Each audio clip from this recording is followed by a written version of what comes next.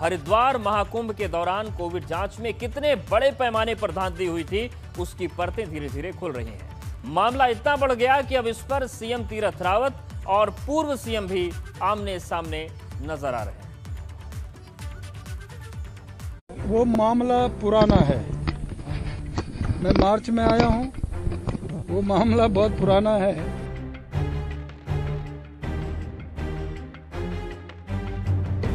पूरी जांच होना चाहिए। पहले की जांच चल भी रही है। मैंने कहा ना कि हम पारदर्शी सरकार के पक्ष में हैं।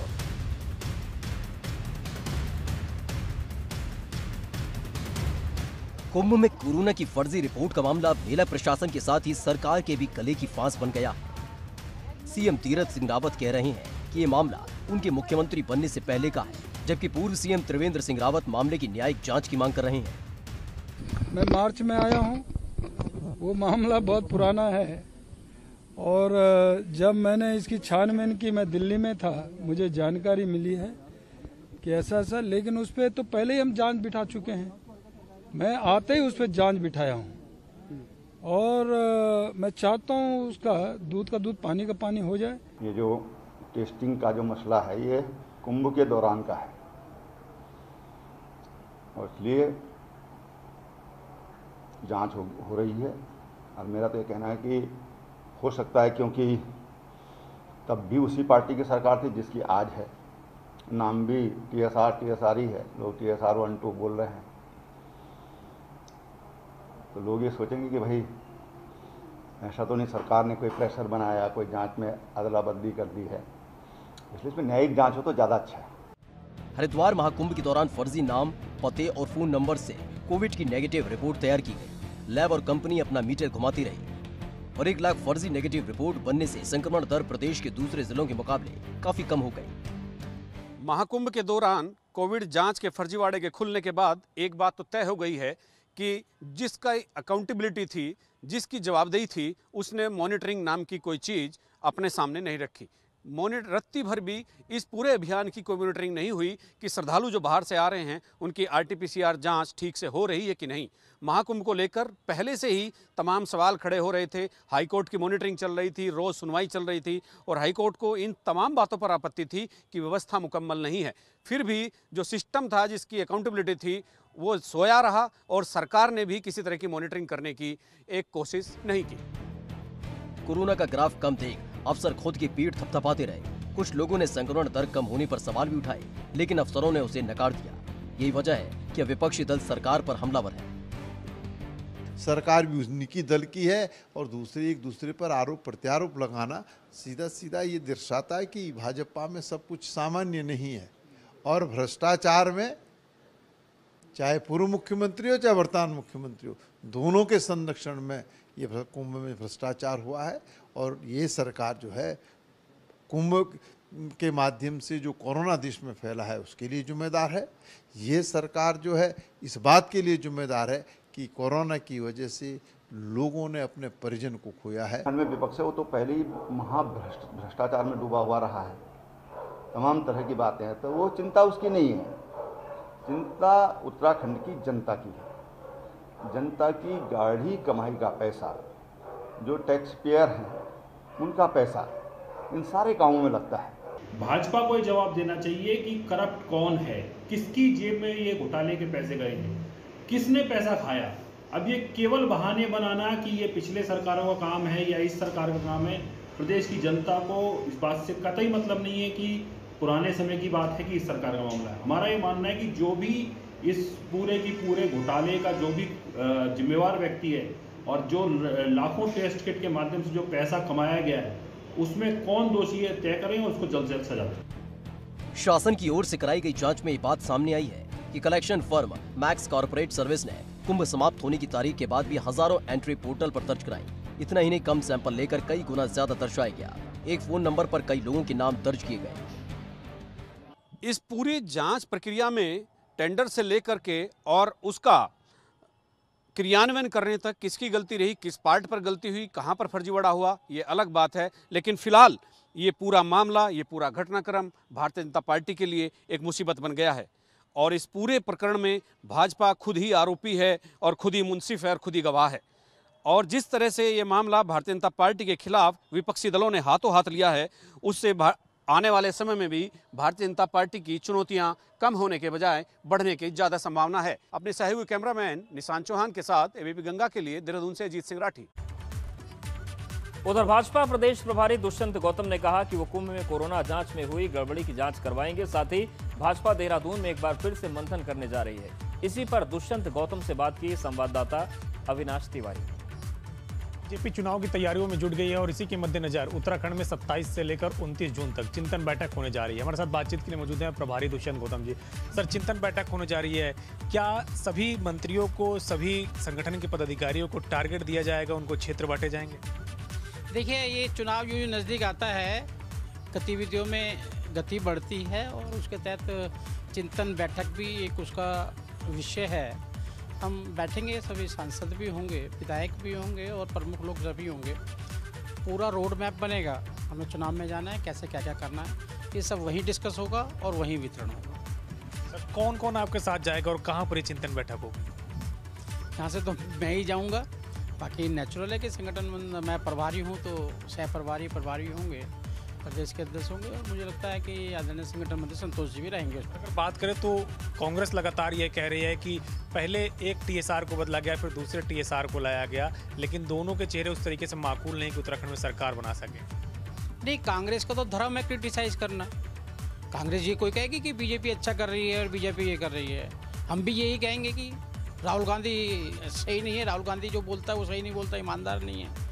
जनता ने निर्धारित करना होता है, ये कांग्रेस को हमने कोई अधिकार नहीं दिया निर्धारित करने का। जनता ने अब भी निर्धारित किया है, बाई इलेक्शन के अंदर हमें जिताया है। कुंभ में ये सामने आया है कि फर्जी जांचें हुई हैं कोरोना को लेकर, उसमें आपके मुख्यमंत्री वर्तमान और पूर्व मुख्यमंत्री आमने सामने हो गए हैं। त्रिवेंद्र सिंह रावत जी ने कहा है कि अगर मेरे समय पे जांच के लिए कहा गया तो इस तरह का घोटाला हो गया तो उसकी न्यायिक जांच कराई जाए। वहीं अगर बात करें, तीरथ जी कह रहे हैं कि पूर्व मुख्यमंत्री के समय में हुआ है, हमारे समय में नहीं हुआ। नहीं, देखिए, घोटाला तो घोटाला ही है, घोटाला कोई भी है उसकी जांच होनी चाहिए और जो गुनहगार है उसको सजा होनी चाहिए। न्यायिक जांच की मांग की है त्रिवेंद्र जी ने, क्या आप भी उनके साथ समर्थन करें? बिल्कुल, न्यायिक जांच नहीं है ये घोटाला। मतलब ये है कि आप किसी जान से खेल रहे हैं। मैं सवाल किसी व्यक्ति का समर्थन नहीं कर रहा, मैं न्यायपालिका का समर्थन कर रहा हूँ। न्याय है, किसी जान से कोई भी नहीं खेल सकता। कोई भी खिलवाड़ हुआ है, प्रशासन की तरफ से हुआ है, किसी से भी हुआ है, उसकी जाँच भी होनी चाहिए और दोषी को दंडित भी होना चाहिए। हमसे बातचीत करने के लिए तो यहाँ उत्तराखंड के बीजेपी प्रभारी दुष्यंत गौतम जिन्होंने बताया कि 27 जून से लेकर 29 जून तक उत्तराखंड में चिंतन बैठक की जाएगी, जिसमें तमाम सारे पार्टी पदाधिकारियों को, विधायकों को, सांसदों को बुलाया गया है और चुनाव के मद्देनजर सभी को आगे के दिशा निर्देश दिए जाएंगे। कैमरा वीरपाल के साथ अविनाश तिवारी, एबीपी गंगा, दिल्ली। और बड़ी खबर नैनीताल से है। उत्तराखंड उच्च न्यायालय में आज हरिद्वार के मैक्स कॉर्पोरेट सर्विस ने याचिका दायर कर कुंभ मेले के दौरान कोरोना की नकली टेस्टिंग के खिलाफ दर्ज एफआईआर को चुनौती दी है। याचिका में कहा गया कि हरिद्वार के सीएमओ ने एफआईआर दर्ज करके आरोप लगाया है कि कुंभ मेले में रैपिड एंटीजन टेस्ट के दौरान किसी तरह का फ्रॉड हुआ है। याचिका में जल्द सुनवाई की उम्मीद की जा रही है। तो ये भी गजब की स्थितियां बन रही हैं कि जिन पर आरोप लग रहा है वो भी सीनाजोरी कर रहे हैं।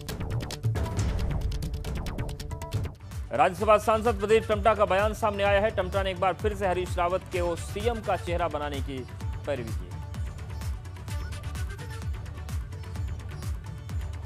अगर बात करें तो चेहरे को लेकर बड़ी लड़ाई चल रही कांग्रेस के अंदर। जो केंद्रीय आला कमान है, चाहे वो प्रभारी की बात करें, उन्होंने कहा है कि सामूहिक नेतृत्व में चुनाव लड़ेंगे, जबकि हरीश रावत जी लगातार कह रहे हैं कि चेहरा होना चाहिए चाहे किसी का भी हो। एक दो चीज़ें हैं, अलग अलग हैं। प्रदेश के जो सामूहिक बैठक हुई थी उसमें एक बात आई थी, लेकिन अभी जो कांग्रेस की 5 राज्यों में चुनाव के संदर्भ में क्यों कांग्रेस पिछड़ गई है, क्या रणनीतिक हमारी कमजोरी है। अशोक चौहान कमेटी ने बहुत से सवाल उठाते हैं कि महत्वपूर्ण सवाल भी रखा है कि राज्य नेतृत्व में अस्पष्टता के कारण, चेहरा न होने के कारण भी बहुत से राज्यों में हमको नुकसान हुआ है। उस परिप्रेक्ष्य में अगर देखें कि उत्तराखंड में आज के दिन एकदम साफ और स्पष्ट लीजिए, हरीश रावत जो पूर्व मुख्यमंत्री है उनका चेहरा साफ और स्पष्ट है। उनके कद का न कांग्रेस में न भाजपा में कोई चेहरा है।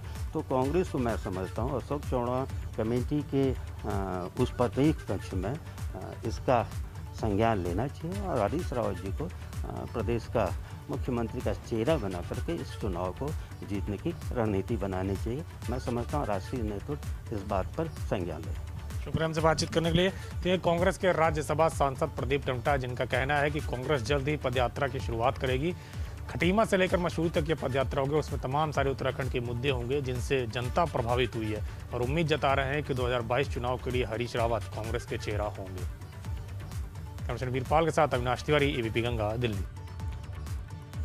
और अब आपको उत्तराखंड का कोरोना अपडेट देते हैं। बीते 24 घंटे का क्या हाल रहा। आज कोरोना के 222 नए मामले सामने आए हैं। कोरोना से 4 मौतें हुई हैं और बीते 24 घंटे में 451 मरीज ठीक होकर डिस्चार्ज किए गए हैं। तो धीरे धीरे आंकड़े कम हो रहे हैं। 222 नए मामले सामने आए। पर्यटन मंत्री सतपाल महाराज ने हरिद्वार में इंटरनेशनल एयरपोर्ट बनाने को लेकर अधिकारियों के साथ बैठक की। इस दौरान सतपाल महाराज ने एविएशन और दूसरे विभाग के अधिकारियों के साथ बैठक की, जिसमें जल्द से जल्द एयरपोर्ट के लिए जमीन तलाश करने के निर्देश दिए। पर्यटन मंत्री ने कहा कि जल्द प्रपोजल बनाकर दिया जाए ताकि इसे कैबिनेट में रखा जा सके। हमारे एविएशन डिपार्टमेंट के और हमारे विभागीय अधिकारी जो हैं जाएंगे मौका मुआयना करने और जो भी संभावित लैंड होगी उसको देखेंगे, उसका मौका मुआयना करेंगे और उसके बाद हमें अपनी रिपोर्ट प्रस्तुत करेंगे। उसके बाद आगे की कार्रवाई होगी, प्रपोजल बनेंगे। प्रपोजल बनने के बाद फिर वो हमारी कैबिनेट में पास होंगे, उसके बाद केंद्रीय मंत्री हो जाएंगे। उधम सिंह नगर में विधायक के लेटर हेड पर पुलिस कर्मियों के ट्रांसफर की सिफारिश का मामला तूल पकड़ रहा है। पुलिस मुख्यालय की तरफ से इस पर संज्ञान लिया गया है। जिन पुलिस कर्मियों के नाम लेटर हेड में थे, अब उन्हें पनिशमेंट पोस्टिंग मिलेगी। विधायक की सिफारिश से पोस्टिंग पाने वाले पुलिस कर्मियों की पहाड़ों में तैनाती होगी। साथ ही आईजी कुमाऊं रेंज इसकी जांच कर रहे हैं। पूर्णतः जो है ये नियमानुसार कार्रवाई नहीं की गई है। जो पुलिस एक्ट है और जो उसकी जो अधीन जो काम होना चाहिए उसके अनुसार नहीं की गई है, तो ये टोटली अनएक्सेप्टेबल है। वो पुलिस मुख्यालय के संज्ञान में ये बात आई है जो ट्रांसफ़र हुए हैं उधम सिंह नगर के, तो उस पर जो है तत्काल पुलिस मुख्यालय पुलिस महानिदेशक महोदय ने संज्ञान लेते हुए जो है उसमें आईजी कुमाऊं रेंज से जो है आख्या मांगी है और इसमें जो है आगे की कार्रवाई नियमानुसार की जाएगी। मूसलाधार बारिश के बाद चमोली में अलकनंदा नदी उफान पर बहने लगी है। बारिश के बाद अलकनंदा और मंदाकिनी नदी उफान पर है।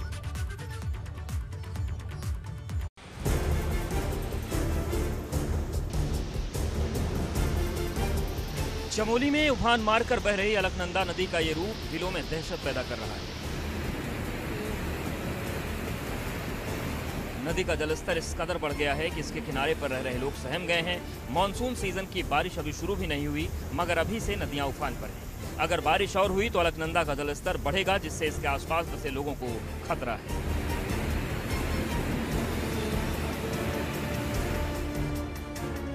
नदी ने अभी से विकराल रूप धारण कर लिया है। नदी के किनारे से लगते लोगों के घर भी हैं। ऐसे में प्रशासन ने लोगों को अलर्ट कर दिया है। उधर बारिश की वजह से पहाड़ियां दरकने लगी हैं। पहाड़ों से मलबा सड़कों पर आकर गिर रहा है, जिस वजह से कई रोड बाधित हैं। एबीपी गंगा के लिए चमोली से लक्ष्मण राणा की रिपोर्ट। और इस वक्त की बड़ी खबर का रुख करते हैं। जोशी मठ में कल रात से ही बारिश हो रही है। लगातार मूसलाधार बारिश चल रही है और आपदा जैसे हालात अब बनने शुरू हो गए हैं। ऋषि गंगा, धौली गंगा, अलकनंदा, कल्प गंगा और लक्ष्मण गंगा उफान पर है और जगह जगह भूस्खलन का दौर जारी है। तो देखिए, एक लाइन से जितनी नदियां हैं वो उफान पर है। उत्तराखंड में प्री मानसून की बारिश आफत बनकर बरसने लगी है। बारिश की वजह से नदियां उफान पर हैं, तो वहीं पहाड़ दरकने लगे हैं, जिससे कई जगहों पर रोड बाधित है।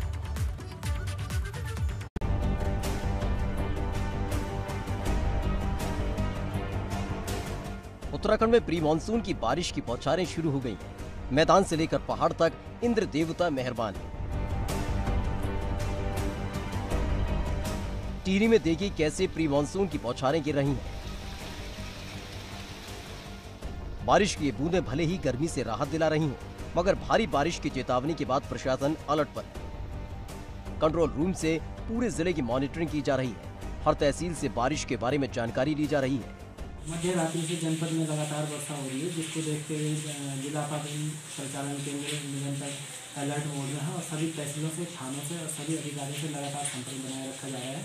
इसके अलावा राष्ट्रीय राजमार्ग 58 ऋषिकेश श्रीनगर कौड़ियाला और ब्यासी के बीच में भारी बोल्डर्स आने से अवरुद्ध हो गए, जहाँ पे मशीनरी काम कर रही है। संभवतः इस मार्ग को जल्दी खोल दिया जाएगा। डीएम का आदेश है कि जिले के सभी एसडीएम, तहसीलदार और पटवारी अलर्ट पर हैं। सड़कों पर मलबा आने की स्थिति में जेसीबी को तैनात रखने का निर्देश है। उधर जोशीमठ में मलबा गिरने की वजह से बद्रीनाथ नेशनल हाईवे बाधित है। लैंडस्लाइड की वजह से सड़क धंस गई है, जिस वजह से वाहनों की आवाजाही बाधित है। अल्मोड़ा में मूसलाधार बारिश की वजह से बरसाती नाले भी उफान पर बहने लगे हैं। जागेश्वर धाम में बहने वाली जटा गंगा भी उफान मारकर बह रही है, जिसे लेकर प्रशासन अलर्ट पर है।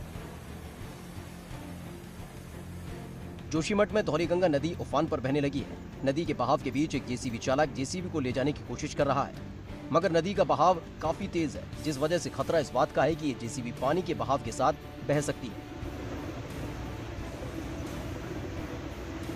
मगर जेसीबी ऑपरेटर ने बड़ी ही सावधानी से जेसीबी को नदी पार करा दिया। एबीपी गंगा के लिए जोशीमठ से रणजीत, चमोली से लक्ष्मण, अल्मोड़ा से निर्मल के साथ टिहरी से अंकित मित्तल की रिपोर्ट।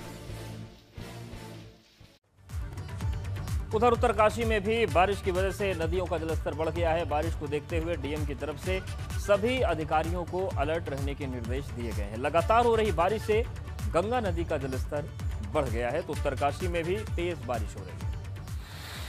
नैनीताल में राजभवन की तरफ जाने वाले रोड पर एक पेड़ टूटकर गिर गया। इस पेड़ की चपेट में आकर बिजली की हाई टेंशन लाइन क्षतिग्रस्त हो गई। मौके पर फायर सर्विस टीम पहुंची, इस पेड़ को काटकर हटाया गया, तब कहीं जाकर इस रोड पर आवाजाही शुरू की जा सकी। 7 फरवरी को जोशीमठ के रेड़ी गांव के पास आई आपदा के बाद हालात अभी तक सुधरे नहीं हैं। रेड़ी गांव में ग्रामीणों के घर, खेत की जमीन दरक रही है। कई भवन जमींदोज हो गए हैं, तो कई घरों के ऊपर खतरा है। इतना ही नहीं, खेत खलिहान और रास्ते भी चलने लायक नहीं बचे। यहीं पर गौरा देवी ने चिपको आंदोलन चलाया था, और जो पूरे विश्व के लिए पर्यावरण संरक्षण का संदेश यहां से दिया गया। मगर आज आलम यह है कि गौरा देवी के स्मारक को अब शिफ्ट करना पड़ रहा है। आज हमारे गांव 72 की साल है। वो जब 2020 हो गया, सरकार ने जब चिपको की पर्यावरण की वो देगा, सुरक्षा देगा, तो सरकार ने कहा कि मैं पर्यावरण बचाऊंगी। आज मेरे गांव में ऐसा नुकसान हो गया। पहले तो छोटे छोटे डैम से हमको डर थी, अब बड़े बड़े डैम से हमारी पौड़ पखाड़ हिल गया, धरती हिल गया, गंगा भीग गया और पेड़ पौधे हिल गया। मुख्यमंत्री तीरथ सिंह रावत के कार्यकाल के 100 दिन पूरे हो गए हैं। सीएम तीरथ रावत ने इन 100 दिनों के कार्यकाल को सफल बताया, मगर आम आदमी पार्टी ऐसा कुछ भी उसको नहीं लगता। आम आदमी पार्टी कार्यकर्ताओं ने राजधानी देहरादून में प्रदर्शन किया। आम आदमी पार्टी का कहना है कि मुख्यमंत्री तीरथ रावत का 100 दिन का कार्यकाल बेहद निराशाजनक रहा।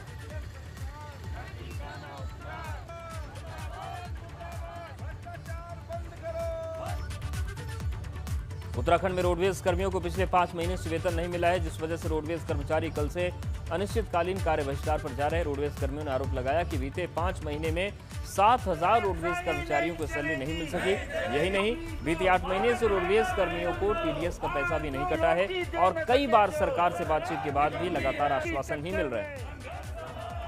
प्रदेश में लगभग 7000 कर्मचारी हैं, नियमित, संविदा और विशेष श्रेणी कर्मचारी को मिला करके, और कुमाऊं में करीब 2,500-3 हज़ार के करीब कर्मचारी हमारे। और सभी को तो दिक्कत हो रही है, वेतन न मिलने के कारण भुखमरी की स्थिति आ गई है। परिवार का पालन पोषण करना बड़ा मुश्किल हो जा रहा है, और कर्मचारी उधार से इतना तंग आ गया है, उधार ले लेकर के, कि अब वो किसी भी स्थिति में इसे बर्दाश्त करने की सूरत में नहीं है। चारधाम यात्रा को सुचारू रूप से शुरू करने की मांग उठ रही है। इसी को लेकर हरिद्वार के व्यापारिक संगठनों से जुड़े लोग देहरादून की पैदल यात्रा पर रवाना हुए। यात्रा का शुभारंभ बाबा हठयोगी ने किया। लोगों को तिलक लगाकर करीब 50 किलोमीटर लंबी इस पैदल यात्रा का पहला पड़ाव डोईवाला में होगा। बाबा हठयोगी ने कहा कि हरिद्वार के साथ ही पूरे प्रदेश के लोग निराश हैं, व्यापारी निराश हैं, इसलिए सरकार का चारधाम यात्रा शुरू करने का फैसला जल्द होना चाहिए।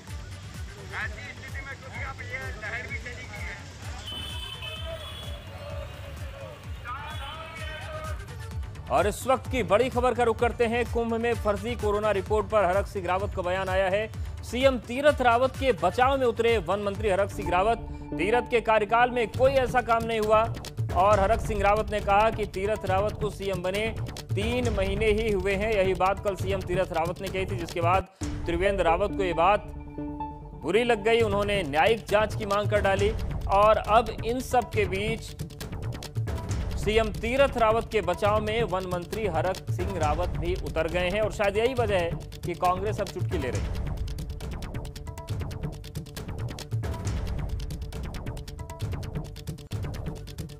तो कुंभ में फर्जी कोरोना रिपोर्ट के मामले पर हरक सिंह रावत ने सीएम तीरथ रावत के बयान का बचाव किया। उन्होंने कहा कि उन्हें 3 महीने ही सीएम बने हुए हैं और उनके कार्यकाल में कोई किसी तरह की गड़बड़ी नहीं हुई है। हालांकि बयानबाजी के इस दौर में अब कांग्रेस को मजा आने लगा है और कांग्रेस चुटकी ले रही है कि बीजेपी में कुछ सही नहीं चल रहा। देखिए, मैं जिस तरह तीरथ जी ने भी कहा, मैं इस पर कुछ टिप्पणी इसलिए नहीं करना चाहता हूँ कि उसमें जांच हो रही है और जांच में सही दूध का दूध और पानी का पानी हो जाएगा। और ये बात तो सच है कि तीरथ जी के समय में कोई अभी क्योंकि 100 दिन हुए हैं और ऐसा कोई गलत काम तीरथ जी के समय में नहीं हुआ है जिसे हम कह सकें कि ये गलत हो रहा है। तीरथ जी सबसे सलाह लेकर काम कर रहे हैं और